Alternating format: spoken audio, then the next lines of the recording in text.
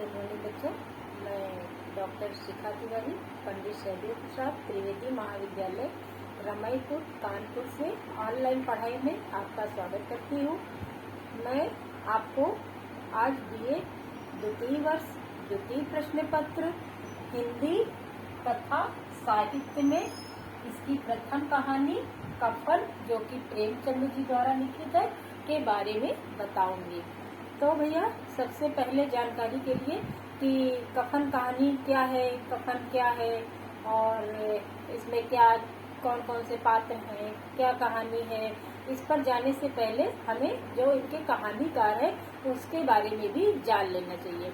बच्चों, आपके द्वितीय प्रश्न पत्र कथा साहित्य के अंतर्गत 7 कहानियां हैं, जिसमें से जो पहली कहानी है वो कफन है, जो कि प्रेमचंद जी ने लिखी है। द्वितीय कहानी आपकी आती गुंडा, जो कि जयशंकर प्रसाद जी द्वारा लिखित है। तीसरी कहानी यही सच है, मन्नू भंडारी। चीप की दावत, भीष्म साहनी। मारे गए गुलफाम उर्फ तीसरी कसम, फणीश्वर नाथ रेणु। राजा निर्बंसिया, कमलेश्वर प्रसाद सक्सेना। 25 चौका 150 ओम प्रकाश वाल्मीकि। तो बच्चों, ये हैं 7 कहानियां जो आपके बीए द्वितीय वर्ष द्वितीय प्रश्न पत्र के अंतर्गत हैं। तो सबसे पहली जो कहानी है कफन, जो कि मुंशी प्रेमचंद जी द्वारा लिखी गई है। इस कहानी पर जाने से पहले प्रेमचंद जी के बारे में हम जानेंगे और समझेंगे। तो मुंशी प्रेमचंद जी को धनपत राय व नवाब राय के नाम से भी जाना जाता है। बच्चों, मैं जो कुछ भी आपको बोलूंगी आप उसको बहुत ध्यान से सुनिएगा। कारण ये है कि आपका 2 प्रश्न पत्र में एक प्रश्न पत्र आपका बहुविकल्पी भी होता है। बहुविकल्पी में इसी तरह के प्रश्न पूछे जाते हैं कि प्रेमचंद जी को अन्य किस नाम से जाना जाता था, उनके पिता का नाम, उनका जन्म, उनकी मृत्यु, उनके द्वारा लिखी गई कहानियां, उपन्यास, नाटक आदि कृतियां, साथ ही जो आपके विषय में कहानी है तो कहानी में कौन कौन से पात्र थे, कौन किसका क्या लगता है, ये सारी चीजें आपको दिमाग में होनी चाहिए। तो बच्चों ध्यान से सुनिए कि मुंशी प्रेमचंद जी को धनपत राय या नवाब राय के नाम से भी जाना जाता था।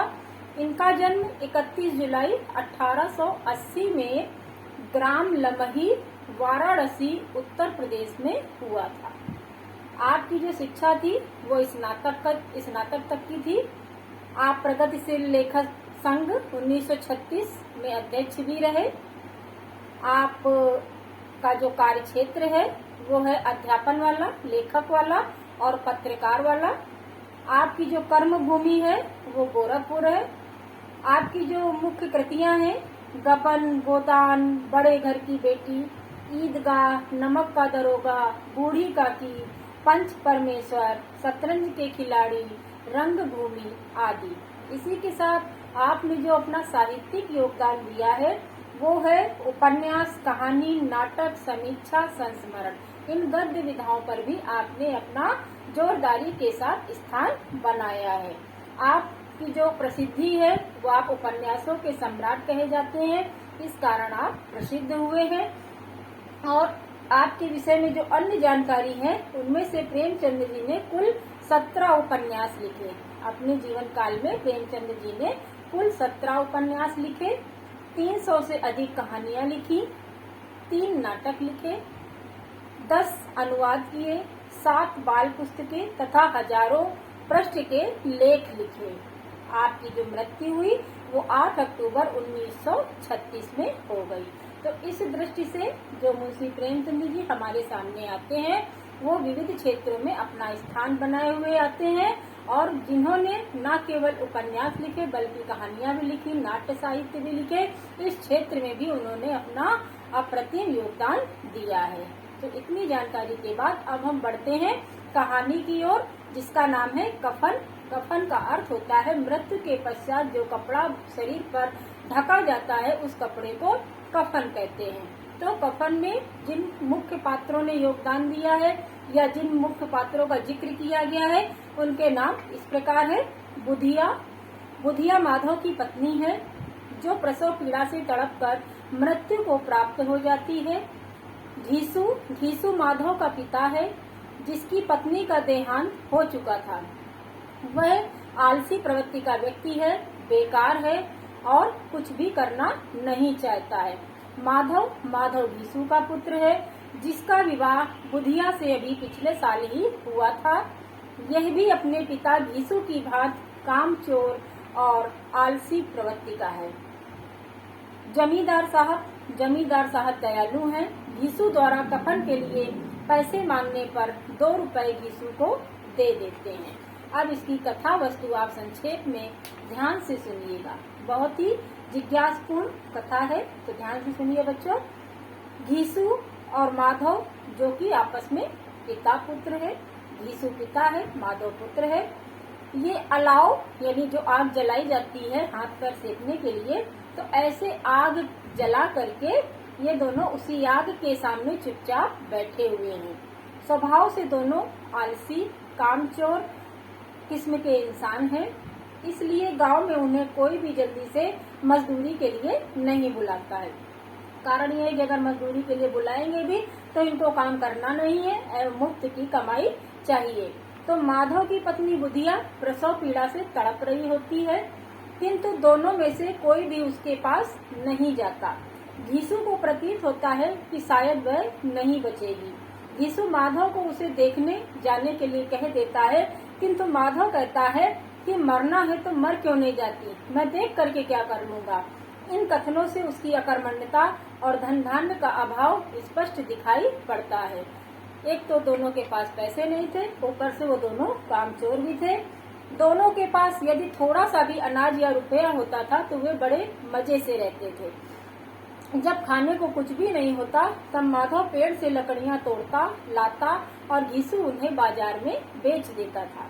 दोनों अलाव के सामने बैठकर आलू भूनकर खा रहे होते हैं, जिन्हें वे किसी खेत से खोद करके लाए थे। घीसू माधव के ढहते ढिलमिलाते घर में 2-4 मिट्टी के बर्तन एवं कुछ फटे पुराने कपड़ों के अलावा उनके पास और कुछ भी न था। दोनों व्यक्ति संसार की चिंताओं से मुक्त, कर्ज के बोझ से तले जीवन व्यतीत करते हैं। यानी उन्होंने अपने जीवन में कर्ज बहुत ले लिया था और बाकी की कोई चिंता उनके पास नहीं थी।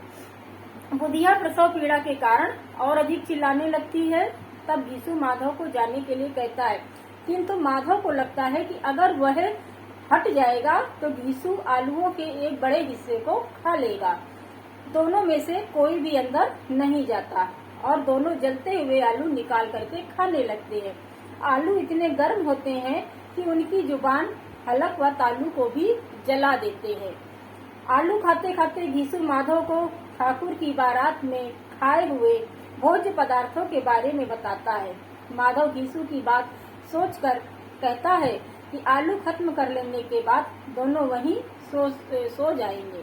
प्रातः काल माधव अपनी पत्नी को कोठरी में जाकर देखता है तो वह मृत अवस्था में मिलती है। दोनों बाप बेटे चिल्ला चिल्ला करके रोने लगते हैं।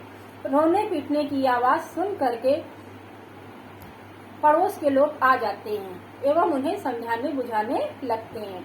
दोनों पिता पुत्र कफन और लकड़ी का बंदोबस्त करने के लिए जमींदार के घर जाते हैं। जमींदार दोनों को चोरी के आरोप में व समय पर काम पर न आने की वजह से कई बार पीट चुके थे, किंतु दोनों के रोने के कारण वे 2 रुपए उनकी तरफ फेंक देते हैं। इसी प्रकार बनिए हुए महाजनों ने भी पैसे दिए और 1 घंटे में उनके पास 5 रुपए जमा हो जाते हैं। कहीं से अनाज और कहीं से लकड़ी भी मिल जाती है। अब वे कफन खरीदने के लिए बाजार की तरफ चल देते हैं। दोनों बाजार में तय करते हैं कि कोई हल्का सा कफन ले लेते हैं, क्योंकि कफन तो लाश के साथ जल जाएगा और लाश उठाते उठाते रात हो जाएगी। बाजार में काफी देर घूमने के बाद भी उन्हें कोई भी कपड़ा नहीं समझ में आता। घूमते हुए वे सहसा मदिरालय के सामने आकर खड़े होते हैं और एक दूसरे के तरफ देखकर असमंजस में खड़े रहते हैं। कुछ ही देर में घीसू शराब की बोतल मांग लेता है और दोनों शराब पीने लगते हैं। खाने पीने में व्यस्त घीसू से माधव कहता है कि लोग कफन के बारे में पूछेंगे तो क्या कहेंगे। घीसू हंसते हुए बोला, कह देंगे कि रुपए कमर से फिसल गए। माधव को शंका होती है कि परलोक में बुधिया कफन न मिलने पर पूछेगी। तब घीसू कहता है, उसे कफन जरूर मिलेगा और वही लोग देंगे। इस बार पैसे हमारे हाथ में नहीं लगेंगे। अंत में घीसू एक भिखारी को बचा हुआ भोजन दे देता है। उससे बुधिया के लिए स्वर्ग प्राप्ति का आशीर्वाद देने को कहता है। शराब के नशे में माधव बुधिया को याद करके रोने लगता है। तब घीसू समझाने लगता है कि रोता क्यों है बेटा, बड़ी भाग्यवान थी, इतनी जल्दी माया जाल से मुक्त हो गई। माया मोह के बंधन से बहुत जल्दी वो अलग हो गई है, ये उसका भाग्य ही है। अंत में दोनों पिता पुत्र गाने लगते हैं, ठगनी क्यों नैना समझावे।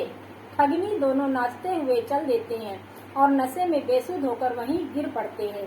प्रेमचंद आदर्शोन्मुखी यथार्थवादी साहित्यकार के रूप में जाने जाते हैं, किंतु उल्लेखित कहानी पूर्णतया यथार्थवादी है। कफन कहानी भूख की दारुण स्थिति को मार्मिकता के साथ बयां करती है। साथ ही अकर्मण्यता का दुष्प्रभाव भी कहानी में देखने को मिलता है। तो बच्चों, इस प्रकार हम देखते हैं कि घीसू और माधव जो कि आलसी प्रवृत्ति के हैं, कामचोर प्रवृत्ति के हैं, कुछ करना नहीं चाहते हैं, और दूसरी तरफ से वो गरीब भी हैं, इसलिए वो कुछ भी नहीं कर पाते हैं और अपनी पत्नी को खो देते हैं। तो अगर बच्चों हमारे अंदर मेहनत और क्या कहते हैं कर्म करने की लगन हो तो कहा नहीं जाता सफलता कदम चूम लेगी तुम्हारे, अगर कर्म के तो तू कर्म उठा ले। हमारे पास सब कुछ होगा, बशर्ते कि हमें कर्म करना पड़ेगा, और कर्म के बिना जीवन मृतप्राय होता है। शायद प्रेमचंद जी हमको यही शिक्षा इस कहानी के माध्यम से देना चाहते हैं। तो बच्चों, ये थी कफन कहानी। नेक्स्ट वीडियो में हम आपसे फिर मिलेंगे, तब तक के लिए धन्यवाद।